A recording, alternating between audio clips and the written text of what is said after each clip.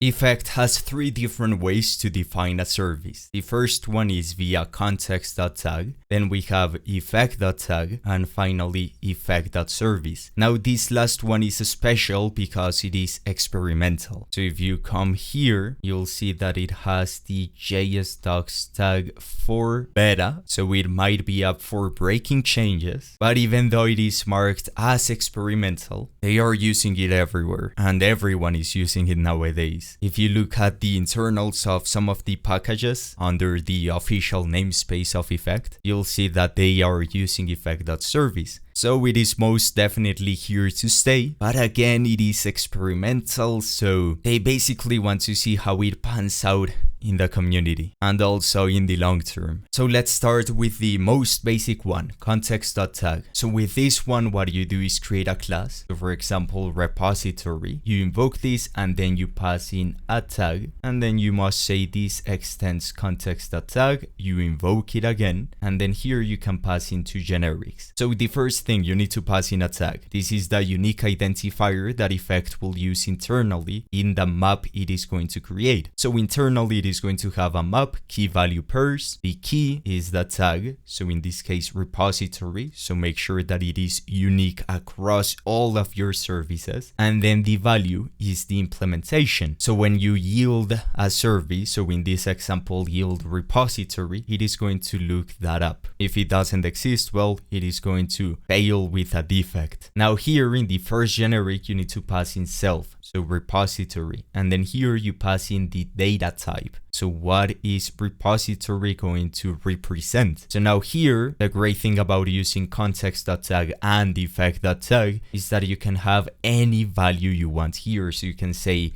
this will hold a string, a number, a boolean, an object, or even a function, whatever you want, which differs from Effect.Service, but we'll see that soon enough. So now let's imagine we're going to define a service. So you can just say, okay, an object, and it is going to have methods. So it could have do something, and then this will return void. And well, you can start defining other properties. So hello. And this will be a string, for example. Now you could do this. You can explicitly state the types here, but I do not recommend doing that. And the reason is because when you're dealing with effects, you know that you have three generics. You have the success channel, you have the error channel, and finally you have the requirements channel. The problem with doing this is that if you come here and you say static live is equal to this.off, which by the way, off is simply an identity function. So if you come here, as you can see, it takes in self, which is of type value, which is the second generic that you pass in here. So this, and it is going to ensure that you return that value. So just a type helper basically. And then here you can say hello, and then you can say do something, and notice how we get autocomplete. Now if we do this, and let's say we succeed with hello, as you can see, this works, but if we were to consume this, we are telling the consumer, hey, this can fail with error. But are we really failing with error? No, we are not. Well, that's because never is a valid subtype of this generic right here of error. So that's why TypeScript doesn't tell us, hey, you are not failing with error. This is completely valid. And this becomes a problem if you have unions of errors. You are possibly lying to the consumer saying, hey, I can fail with these 4 errors, but in reality, you are only failing with 1. So to avoid that, when using Context.Tag, Effect.Tag, whatever you're using, creating whatever effect in whatever place, you always let TypeScript infer the types for you. You should never explicitly type out effects. So for that, you usually have a make live,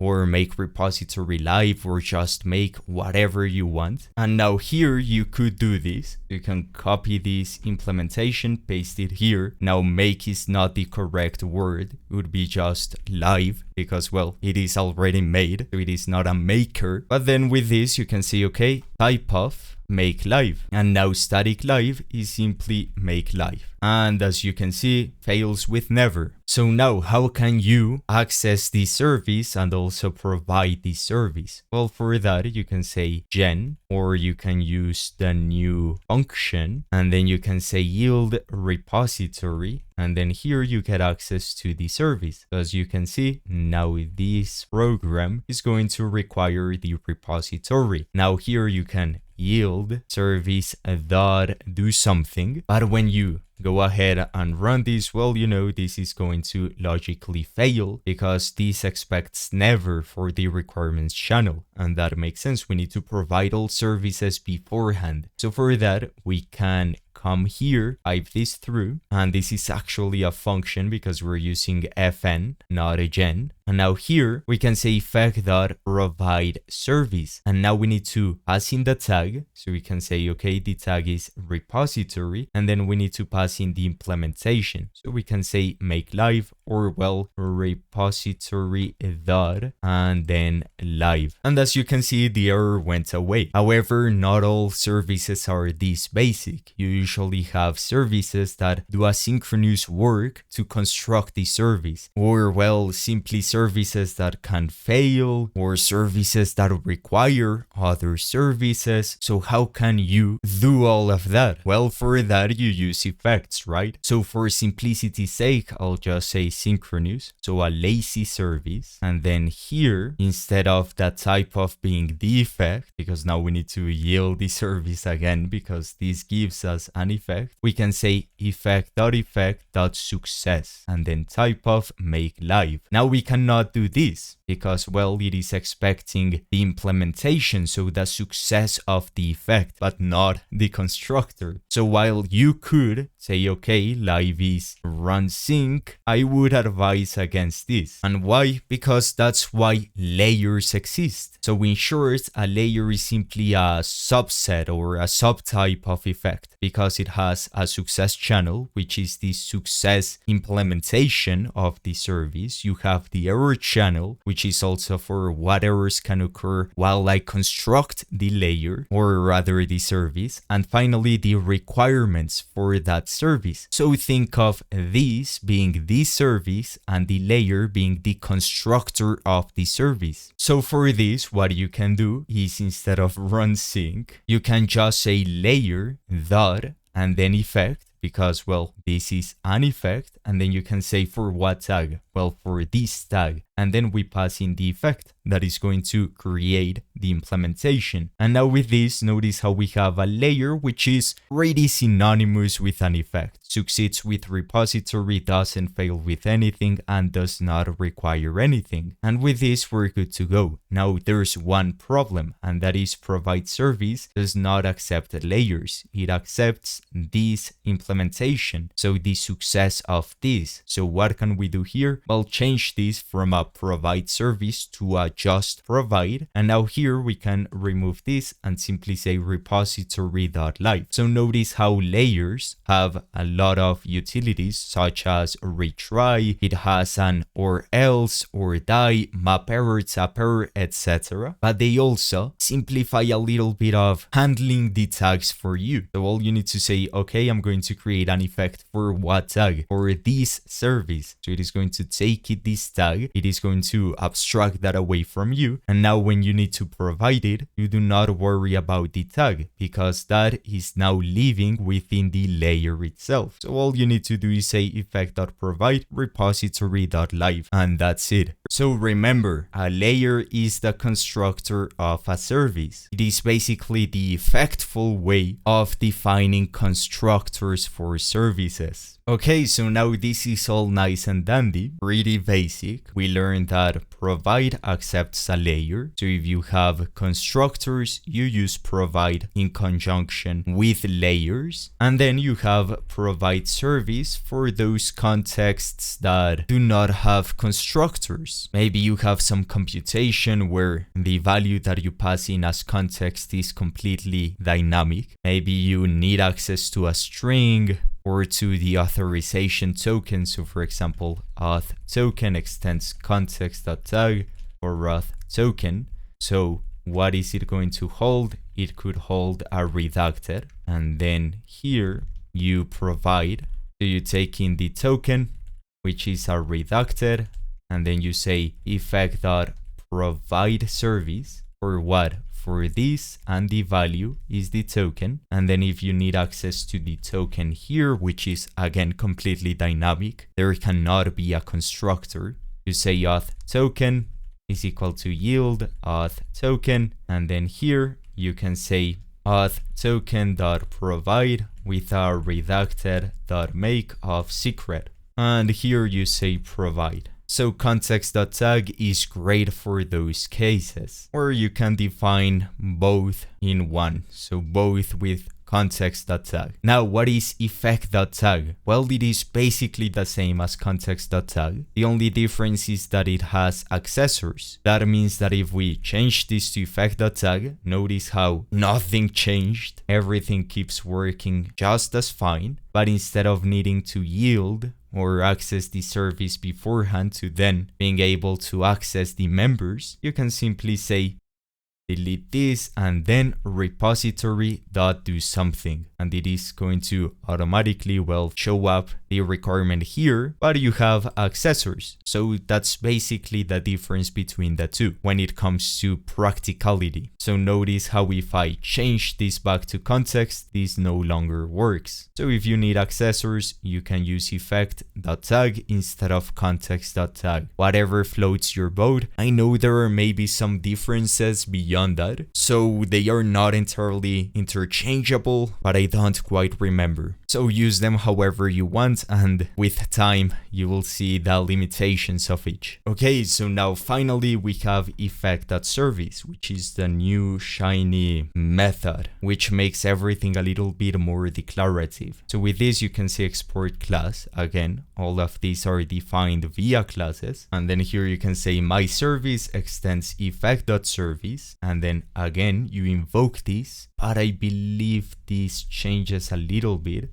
So you define the tag here, so the identifier, and then you pass in an object. And now here you can pass in different methods. So we have effect. So when you need to construct a service via an effect, so you need to access dependencies, you can fail with something, you do asynchronous work, etc. Then we have dependencies. So what is our service depending on? So what do we need to provide? Then we have sync, again, pretty basic, just a lazy way to define the service in a synchronous manner. Then we have accessors, so true or false. So we have the power of Effect.Tag via this property. We have succeed, so in the case we just want to right away succeed with something. And finally we have scoped. So when our constructor requires a scope, so we need to acquire a resource and release it. So for this, most of the times you'll only be using effect, dependencies, sync, and accessors depending on your conventions. So let's go with effect. Here you can say gen. And now let's say this requires repository. So for that we can say repository yield repository. Now this effect requires repository, and then here we can return an object. So do something more, and this will simply be a function that is going to call repository.doSomething, and then map this over to buy, for example. And this is an object, of course. And well, this is a constant, so just buy. And notice how we do not need to specify the type of the service, nothing. This is completely inferred from this. So it is automatically going to do this for us, effect.effect.success, implicitly. So this is also an opaque type. So you have the service and the type of the service all in one. So if you say const test of type my service, notice how you have to pass in a tag, which is my service, and then the implementation. So notice how you have both in one, the type of the service and well, the service itself. However, when we yield a repository and we provide this to, let's say, program, so my service.default, this is going to fail because this requires repository. So while you could pipe this layer that you get here and then provide merge and then you say repository.live, this makes it hard to read. What if repository depends on other services and you have hundreds of services? Well, you can see how this is not maintainable in the slightest. So for that, again, you can say dependencies and then you pass in an array. So you say repository.live. And now with this, we can remove this. And notice how clean it looks. We are collocating the dependencies here within the service. Now here's my recommendation, always define the dependencies property at the top of the service. Because by convention, you're going to be accessing the services at the top level of the effect. So you can simply check this and check this. No mental overhead, there's no need to scroll up and down. So make sure to keep these two at the top. Now, speaking about layers, if this were to require something, so repository would require maybe auth token. Well, for that, again, since you're using layers, in this case, you would need to do a provide merge, and then you provide the auth token. But of course, this is not a layer, this is a provide service, so you need to say layer.succeed, and then the tag, so auth token, and then the implementation here, which is reducted. So this is the old school way of doing things before Effect.Service. So as you can see, this is all imperative. This is all declarative. Now beyond that, why would you use Context.Tag if Effect.Service exists? Well, that depends on what your service represents. So in the case of, say, keeping a reducted that is completely dynamic, that's not something that you can achieve with Effect.Service. So you rely on Context.Tag or Effect.Tag. Now, if you have the classic services where you have properties, methods, you expose streams, whatever, well, for that case, I would recommend just using Effect.Service because, again, it is more declarative. However, there's one more thing, and that is, notice how using Effect.Service simply exposes a default. So this is this right here. So it assumes that your services that you create have a default implementation, and then you define other implementations that take the default implementation as the basis, but there's a primary implementation. So what do I mean? Let's say we have a traditional application. We have my service, we have the default implementation, communicates with our real database and has all the business logic, communicates with microservices, whatever. But then you're in a testing environment. So for that you can say static test, and this will be a layer dot, and then you can say succeed. For what tag? Well, you can say this, and then you pass in the value. So you need to say do something more, and then you can switch it up with a test. But again, you have a default implementation. But in the case where there's no primary or default implementation and your service simply has a shared interface for the implementations, well, in that case, I would not recommend using Effect.Service because, again, it imposes a default. So for those other particular cases where there's not a primary implementation, use Context or Effect.Tag. I would say they are more appropriate for that. Now, of course, you could somehow play around with this and make this like an identity typed function that in fact doesn't have a real implementation. So you assert it with TypeScript. So now you have this type safety here. But again, why do that?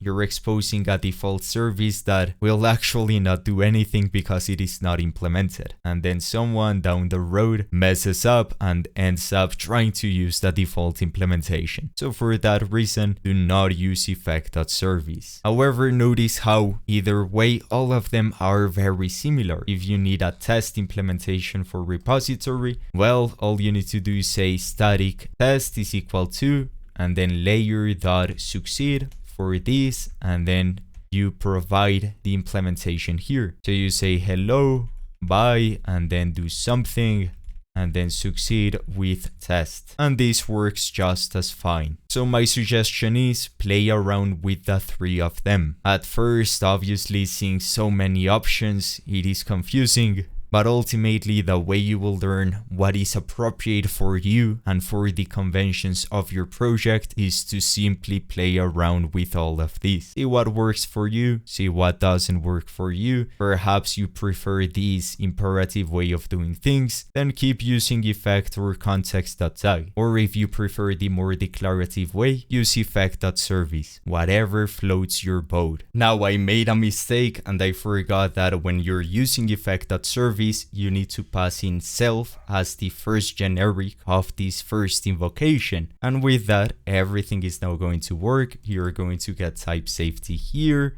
And now this is no longer unknown, but my service. So keep this in mind. Anyway, this wraps up the video. I hope I cleared some doubts of yours. And if you want to see more content like this, make sure to subscribe. I'll see you in the next one. See ya.